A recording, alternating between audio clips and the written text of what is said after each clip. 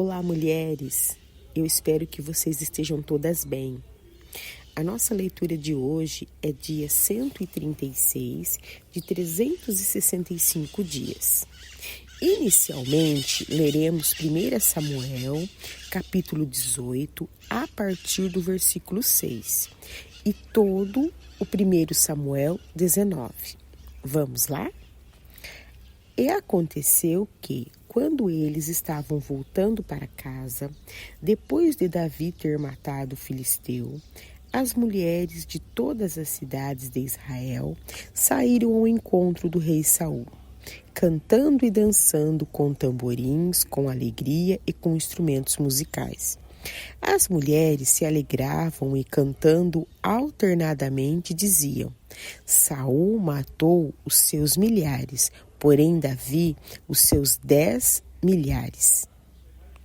Saul se indignou muito, pois estas palavras lhes desagradaram em extremo. E ele disse: para Davi elas deram 10 milhares, mas para mim apenas milhares. Na verdade, o que lhe falta, a não ser o reino?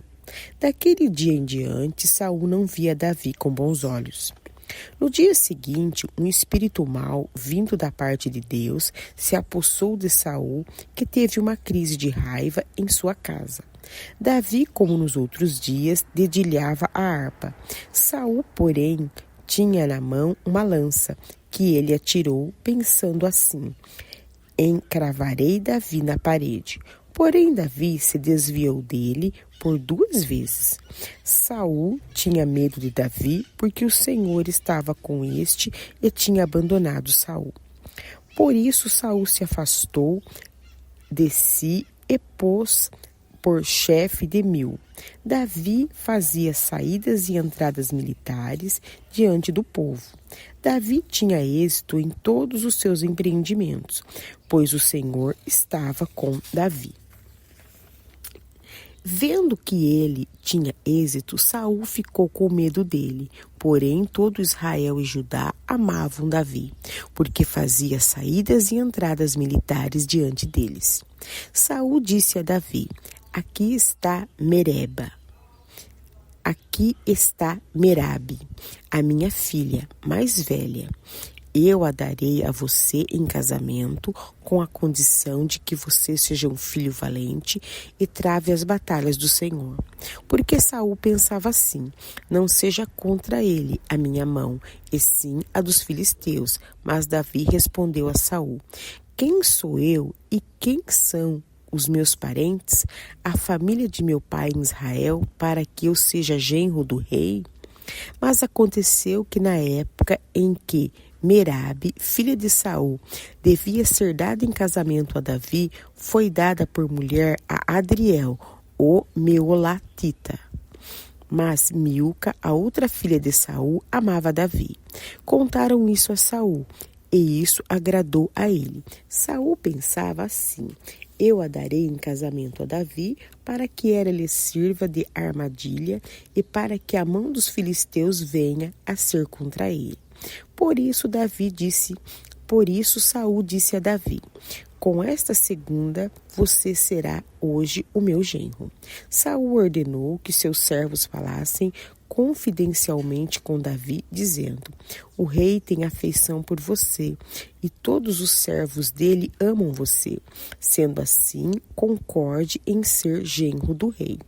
Os servos de Saul falaram estas palavras a Davi, o qual respondeu: vocês acham que é pouca coisa ser genro do rei? Sendo eu um homem pobre e sem importância? Os servos de Saul lhe contaram isto, dizendo: estas foram as palavras que Davi falou. Então Saul ordenou que dissessem a Davi: o rei não deseja dote algum, mas 100 prepúcios dos filisteus, como vingança contra os seus inimigos. Porque Saul tentava fazer com que Davi fosse morto pelos filisteus. Quando os servos de Saul relataram estas palavras a Davi, este gostou da ideia de vir a ser genro do rei. Antes de vencido o prazo, Davi se levantou e partiu com seus homens, e mataram 200 filisteus. trouxe os seus prepúcios e os entregou todos ao rei, para que assim se tornasse seu genro. Então Saul lhe deu a sua filha Mical em casamento. Saul viu e reconheceu que o Senhor estava com Davi, e Mical, filha de Saul, o amava. Então Saul ficou com mais medo ainda de Davi e continuamente foi seu inimigo. Cada vez que os chefes dos filisteus saíam à batalha, Davi obtinha mais êxito que todos os seus servos de Davi. E assim o nome de Davi se tornou muito estimado. Saul falou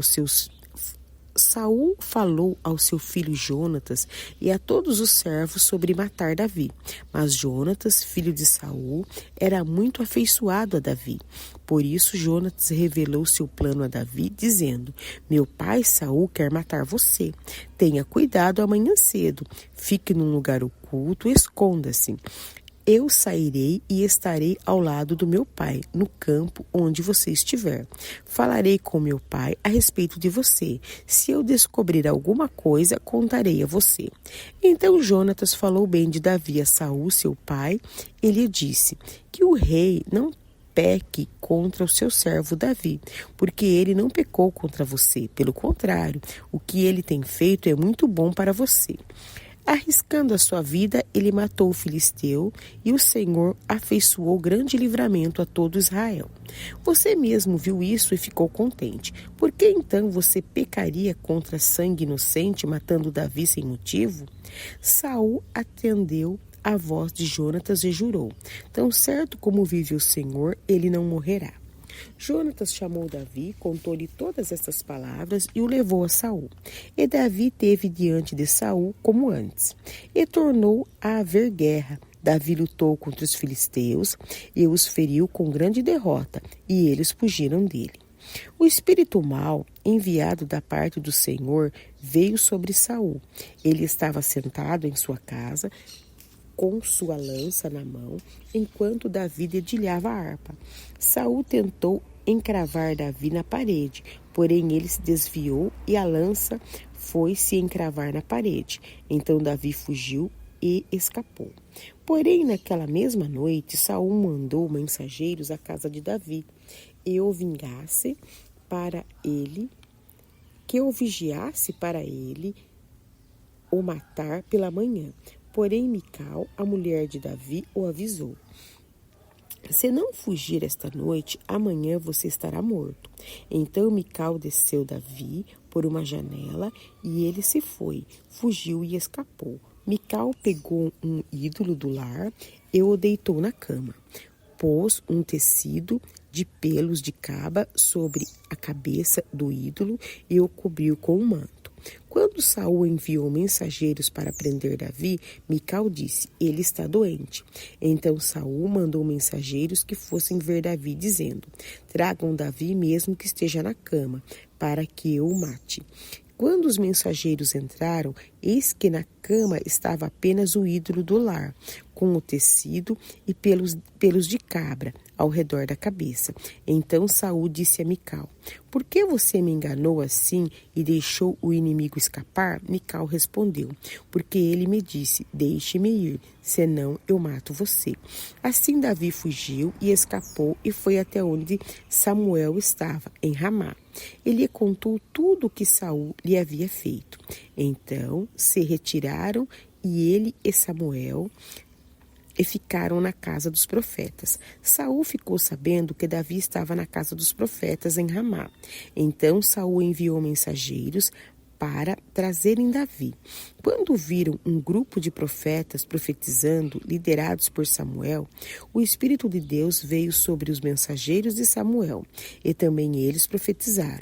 Quando soube disso, Saul enviou outros mensageiros, e também estes profetizaram. Então Saul enviou um terceiro grupo de mensageiros, os quais também profetizaram. Então o próprio Saul foi a Ramá. Quando chegou ao poço grande na cidade de Secô, perguntou: onde estão Samuel e Davi? Responderam: eis que estão na casa dos profetas em Ramá. Então Saul foi para a casa dos profetas em Ramá, e o mesmo Espírito de Deus veio sobre ele, que, caminhando, profetizava até chegar à casa dos profetas em Ramá. Também ele despiu a sua túnica e profetizou diante de Samuel. E sem a túnica ficou deitado no chão todo aquele dia e toda aquela noite. Por isso se diz: está também Saul entre os profetas? João 8, leremos a partir do versículo 31 até o final. Então, Jesus disse aos judeus que haviam crido nele: se vocês permanecerem na minha palavra, são verdadeiramente meus discípulos. Conhecerão a verdade e a verdade os libertará. Eles responderam: somos descendência de Abraão e jamais fomos escravos de ninguém. Como você pode dizer que seremos livres? Jesus respondeu: em verdade lhes digo que todo o que comete pecado é escravo do pecado. O escravo não fica sempre na casa, o filho sim fica para sempre. Se, pois, o filho os libertar, vocês serão verdadeiramente livres. Pensei que vocês são descendência de Abraão, no entanto, estão querendo me matar, porque a minha palavra não está em vocês. Eu falo das coisas que vi junto ao meu pai. Vocês, porém, fazem o que ouviram do pai de vocês. Então lhe disseram: nosso pai é Abraão. Mas Jesus respondeu: se vocês fossem filhos de Abraão, fariam as obras que ele fez. Mas agora vocês estão querendo me matar. A mim que lhes falei a verdade, que eu ouvi de Deus. Abraão não fez isso. Vocês fazem as obras do pai de vocês. Eles responderam: nós não somos filhos ilegítimos. Temos um pai que é Deus. Jesus disse: se Deus fosse de fato o pai de vocês, certamente me amariam, porque eu vim de Deus e aqui estou. Pois não vim de mim mesmo, mas ele me enviou. Por que vocês não compreendem a minha linguagem? É porque vocês são incapazes de ouvir a minha palavra. Vocês são do diabo, que é o pai de vocês, e querem satisfazer os desejos dele. Ele foi assassino desde o princípio e jamais se firmou na verdade, porque nele não há verdade. Quando ele profere mentira, fala do que lhe é próprio, porque é mentiroso e pai da mentira. Mas por que eu digo a verdade? Vocês não creem em mim. Quem de vocês me convence do pecado? Se digo a verdade, por que não crê em mim? Quem é de Deus, ouve as palavras de Deus. Por isso vocês não ouvem, porque não são de Deus. Os judeus disseram a Jesus: será que não temos razão em dizer que você é samaritano e tem demônio? Jesus respondeu: eu não tenho demônio, pelo contrário, honro meu Pai, mas vocês me desonram. Eu não procuro a minha glória. Há quem a busque e julgue. Em verdade lhes digo que, se alguém guardar a minha palavra, não verá a morte eternamente. Então os judeus disseram: agora estamos certos de que vocês têm demônio. Abraão morreu e também os profetas. E você diz: se alguém guardar a minha palavra, não provará a morte eternamente. Você não está querendo dizer que é maior do que Abraão, o nosso pai que morreu? Também os profetas morreram. Quem você pensa que é? Jesus respondeu: se eu glorifico a mim mesmo, a minha glória não é nada. Quem me glorifica é meu Pai, o qual vocês dizem que é Deus de vocês. Entretanto, vocês não o conhecem, eu, porém, o conheço. Se eu disser que não o conheço, serei como vocês, mentiroso, mas eu o conheço e guardo a sua palavra. Abraão, o pai de vocês, alegrou-se por ver o meu pai, por ver o meu dia. E ele viu esse dia e ficou alegre. Então os judeus lhe perguntaram: você não tem nem 50 anos e viu Abraão? Jesus respondeu: em verdade lhes digo que, antes que Abraão existisse, eu sou. Então pegaram pedras para atirar nele, mas Jesus se ocultou e saiu do templo. Agora leremos Salmos 112. Aleluia! Bem-aventurado aquele que teme ao Senhor e tem grande prazer nos seus mandamentos. A sua descendência será poderosa na terra, a geração dos justos será abençoada. A sua casa há prosperidade e riqueza, a sua justiça permanece para sempre. Aos justos nasce luz nas trevas. Ele é bondoso, compassivo e justo. Feliz aquele que se compadece e empresta. Ele defenderá a sua causa em juízo. Não será jamais abalado. Será dito em memória eterna. Não se atemoriza de más notícias. O seu coração é firme, confiante no Senhor.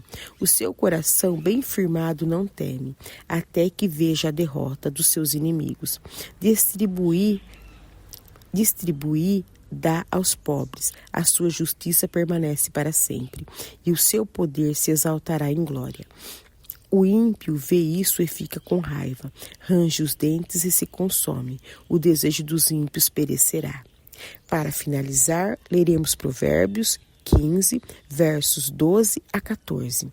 O zombador não gosta de quem o repreende, nem se aproxima dos sábios. O coração alegre embeleza o rosto, mas com tristeza do coração o espírito se abate.